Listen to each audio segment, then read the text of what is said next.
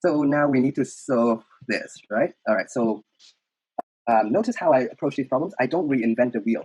It's the exact same procedure. I ask myself what are relevant equations and what are the definitions for delta S. Okay? Earlier, when I was working on this, I realized, okay, I'll start with a definition. How about delta S? In my mind, can you think of an immediate formula that delta S for delta S? So in my mind, immediately I have the definition. So this is the definition of delta S, it's Q over T. Right? As you know, my style, I like to have the delta in front of the Q. If you don't write the Q, that's fine. But this looks asymmetrical to me. If you look at the professor, because if this, so if you look at a professor's work, you can also see sometimes see this, right? How do you read these formulas like this? Delta means a change, right? I want you to read this as big change. Integral, I want you to read it as add.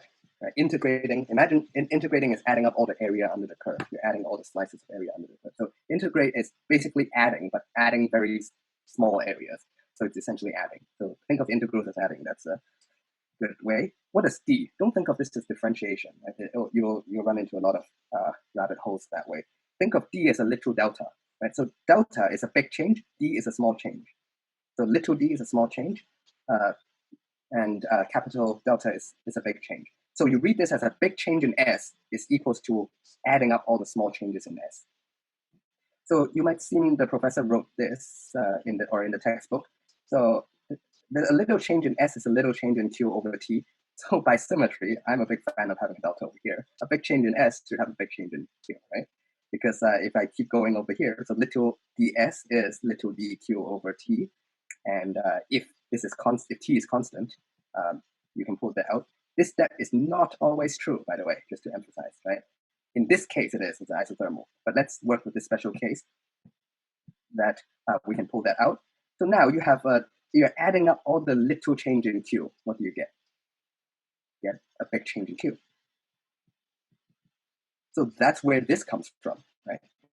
If it's isothermal, you can use this as but this is really technically this is the definition. This is a consequence of isothermal, and then you're making a big change on the left. Means a big change on the left.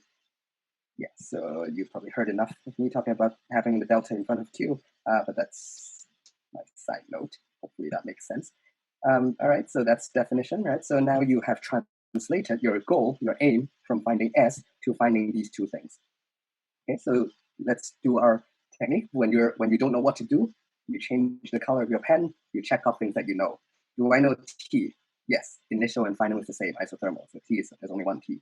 So what I want is actually for the gas, right? So the T of the gas and the change the amount of heat added to the gas.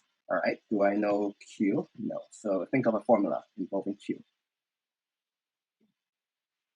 So in your mind, you might come up with first law. Can you think of other ones? So probably the other ones that popped up are something like this, right? And its friends.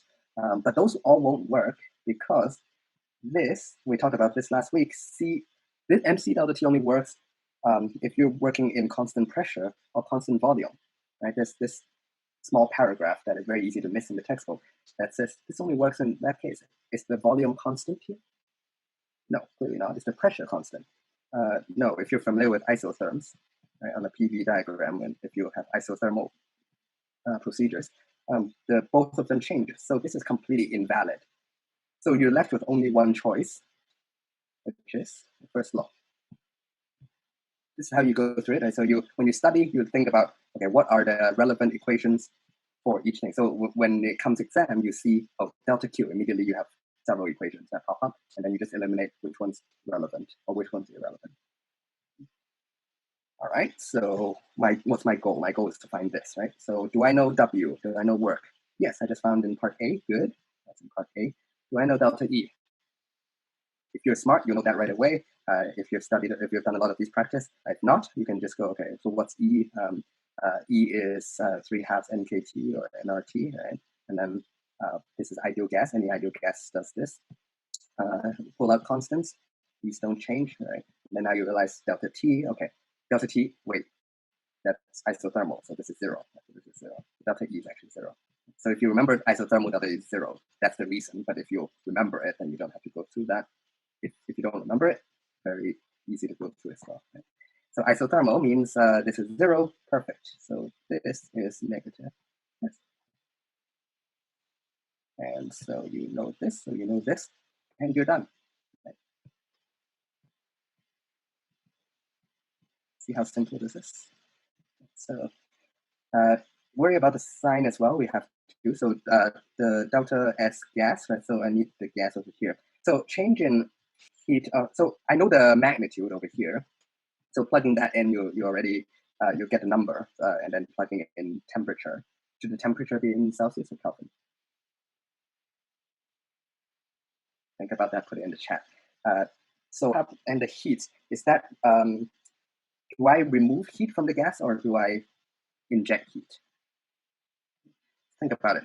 You are compressing it. Okay. First thing, you're compressing it. Okay, so but you need it to be isothermal. So if you compress it, if delta Q is 0, so if you don't remove or add any, if you don't remove or inject any heat into the system, and you compress it, what happens to the temperature? So if you compress it, if it's fully isolated, if there's no heat exchange to the environment, then it will heat up, right? But that if you need it isothermal, how do you maintain it isothermal while you're compressing it? The only chance is you remove the heat. You let it not perfectly isolated, right? If it's perfectly isolated like adiabatic, then you cannot have adiabatic and isothermal at the same time. Either adiabatic means no heat exchange, delta Q is 0. Isothermal means you need to adjust the heat to maintain the temperature. Right, so we need to remove the heat, so that's negative. So whatever number you get at the end, make sure it's negative. Units, joules on top, heat is joules, right, per Kelvin. SI units.